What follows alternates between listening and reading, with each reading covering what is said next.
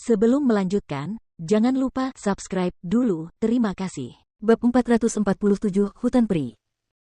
Orang yang muncul, tentu saja, adalah Huang Xiaolong. Huang Xiaolong seharusnya sudah keluar dari latihan tertutupnya beberapa hari sebelumnya, namun, esensi sejati naga hitam itu lebih melimpah dari yang dia duga dibandingkan dengan naga api dan air, itulah sebabnya dia sedikit terlambat. Huang Xiaolong menoleh dan melihat pengawal keluarga Huang, Huang Hua, tergeletak di genangan darah, ekspresinya langsung berubah gelap. Paman besar, akhirnya kau keluar juga. Guo Xiaofan berlari ke sisi Huang Xiaolong dan mengeluh dengan cepat, telur-telur jahat ini, mereka ingin membunuh kita. Tatapan mata Huang Xiaolong dingin, tertuju pada Han Qing dan keempat lelaki tua itu.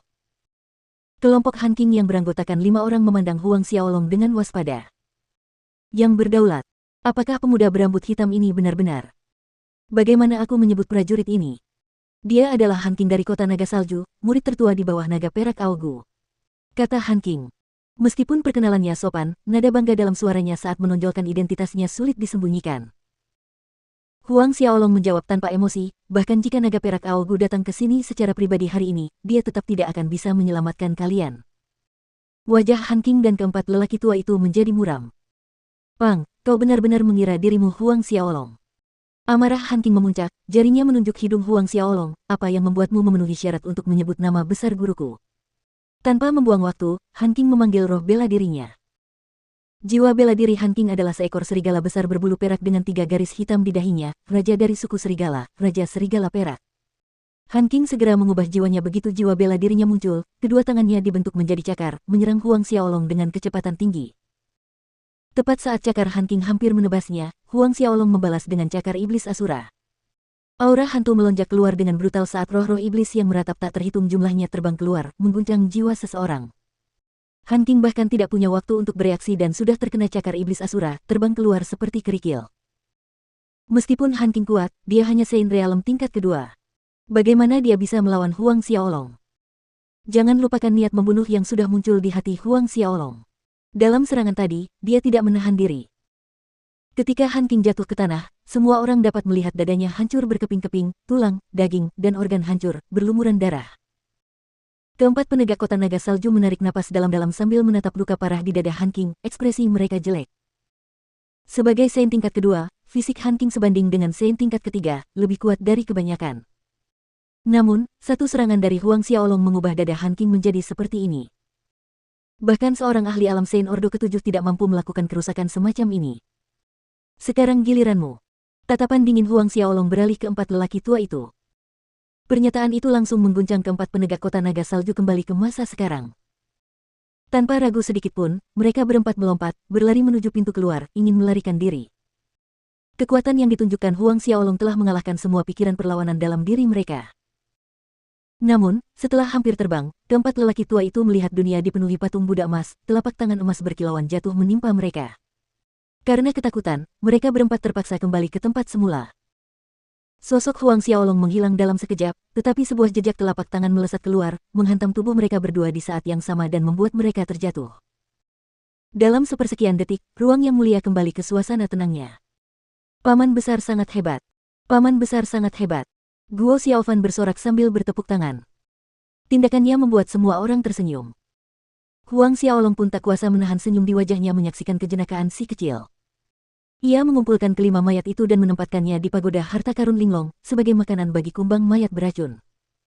Adapun jiwa mereka, tentu saja diserahkan kepada bendera hantu tertinggi. Tempat ini sudah tidak aman lagi. Yuming dan semuanya, berkemaslah, kita akan pergi sebentar lagi. Huang Xiaolong memberi perintah. Karena tempat itu ditemukan oleh orang-orang dari kota naga salju, Huang Xiaolong tidak mau menempatkan orang tua dan keluarganya di sini, ia harus mencari tempat lain. Baik, Yang Mulia.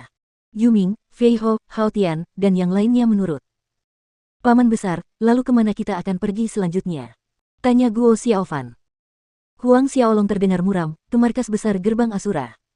Terlepas dari tempat manapun yang dapat dipikirkan Huang Xiaolong, markas besar Gerbang Asura adalah taruhan yang paling aman. Pergi ke markas besar Gerbang Asura. Huang Peng dan Su Yan adalah yang paling terkejut.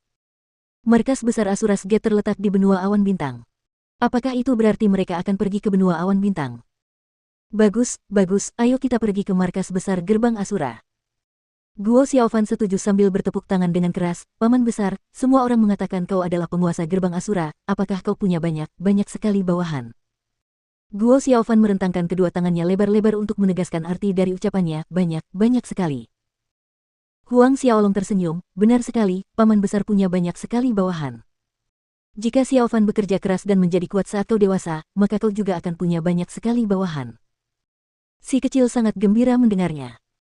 Tak seorang pun curiga dengan rencana Huang Xiaolong untuk membawa mereka ke markas Asuras Gate. Huang Xiaolong telah berencana untuk langsung menuju ke benua 10 penjuru setelah latihan tertutupnya berakhir, tetapi melihat keadaan saat ini, dia hanya bisa melakukan perjalanan kembali ke markas besar sebelum berangkat lagi ke benua 10 penjuru sendirian. Bagaimanapun juga, keselamatan orang tuanya dan semua orang jauh lebih penting daripada Dewa Naga Grace. Setelah keputusan diambil, Huang Xiaolong mengawal orang tua dan keluarganya melalui Bedlam Lands dan Demonic Beast Forest dan akhirnya mencapai Starcloud Continent. Kelompok itu tidak menunda-nunda, langsung menuju markas Asuras Gate di Central Oblast. Meskipun ada beberapa masalah kecil di sepanjang jalan, dengan adanya Huang Xiaolong di sana, masalah tersebut dapat dengan mudah diselesaikan olehnya. Kultivasi Huang Xiaolong telah mencapai puncak alam Saint Ordo ke-6 akhir setelah menyempurnakan naga hitam Dewa Purba, hanya penghalang tipis yang berdiri di antara dia dan terobosannya ke Ordo ke-7. Mengandalkan kekuatannya saat ini, bertarung 1 lawan 1, seorang Saint di puncak Ordo ke-7 akhir bukan lagi lawan Huang Xiaolong. 2 bulan kemudian, kelompok itu akhirnya mencapai markas Asuras Gate. Sesampainya di gerbang Asura, Huang Xiaolong dengan patuh mengatur segala keperluan hidup mereka, menemani mereka berkeliling markas selama seharian, dan memandu latihan Guo Xiaofan. Dalam sekejap, 3 hari telah berlalu sebelum Huang Xiaolong berangkat ke benua 10 arah. Secara relatif, benua awan bintang lebih dekat dengan benua 10 arah. Namun, itu secara relatif. Seperti biasa, Huang Xiaolong bepergian pada siang hari dan berkultivasi pada malam hari. Saat dia tiba, sudah 2 bulan berlalu. Di dunia roh bela diri, benua awan bintang memiliki wilayah daratan yang lebih luas dibandingkan benua angin salju, namun benua 10 penjuru jauh lebih besar dibandingkan benua awan bintang.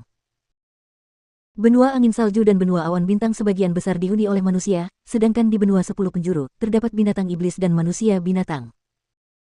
Selain binatang iblis dan manusia binatang, ada kurcaci, elf, suku manusia pohon, suku laut, dan lebih dari selusin ras lainnya. Meskipun ada juga manusia yang tinggal di benua 10 arah, jumlah mereka sangat sedikit. Di depan sana pasti ada hutan peri. Huang Xiaolong bergumam, melihat peta dan hutan hijau yang tampak tak berujung. Peta benua 10 penjuru ini adalah sesuatu yang dimintanya untuk dipersiapkan Zhao Su sebelum perjalanannya. Peta itu sangat terperinci, setiap wilayah dan suku di benua 10 penjuru ditandai dengan jelas.